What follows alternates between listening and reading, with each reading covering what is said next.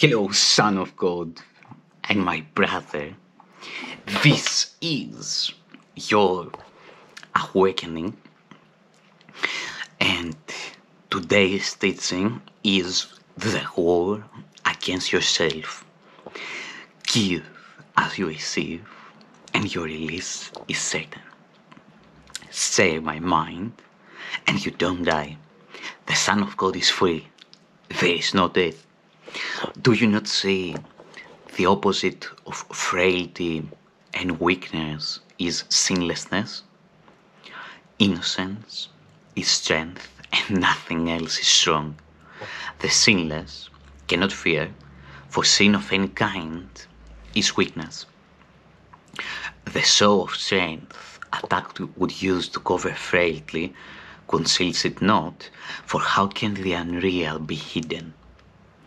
No one is strong who has an enemy, and no one can attack unless he thinks he has.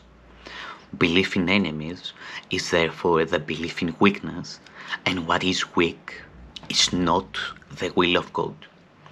Being opposed to it, it is God's enemy, and God is feared as an opposing will. How strange indeed becomes this war against yourself. You will believe that everything you use for sin can hurt you and become your enemy. And you'll fight against it and try to weaken it because of this. And you'll think that you succeeded and attack again. It is as certain you will fear what you attack as it is sure that you will love what you perceive as sinless. He walks in peace who travels sinlessly along the way love shows him. For love walks with him there, protecting him from fear, and he will see only the sinless who cannot attack. Walk you in glory with your head held high and fear no evil. The innocent are safe because they share their innocence. Nothing they see is harmful, for their awareness of the truth releases everything from the illusion of harmfulness. And what seemed harmful now stand shining in their innocence, released from sin and fear, and happily returned to love. They share the strength of love because they looked on innocence, and every error disappeared because they saw it not. Who looks for glory finds it where it is. Where could it be but in the innocent? Let not the little interference pull you to littleness. There can be no attraction of guilt in innocence. Think what a happy world you would walk with truth beside you. Do not give up the gold of freedom, this gold of freedom, for a little sigh of seeming sin, not for a tiny stirring of guilt's attraction. Would you for all these meaningless distractions lay heaven aside?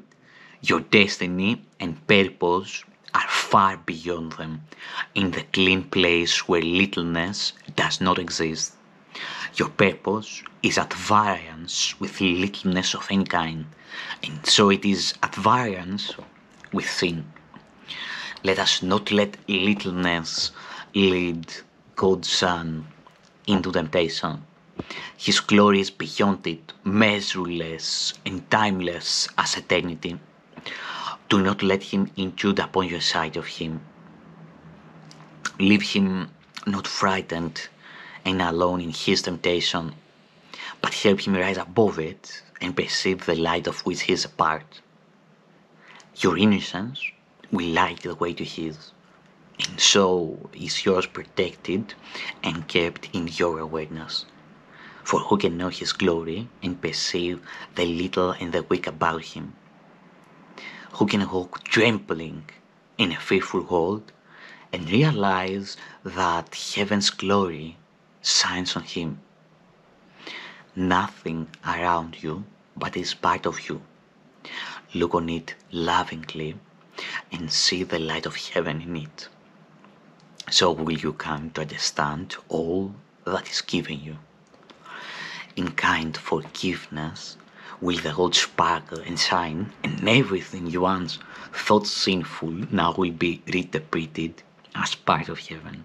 How beautiful it is to walk clean and redeemed and happy through a world in bitter need of the redemption that your innocence bestows upon it.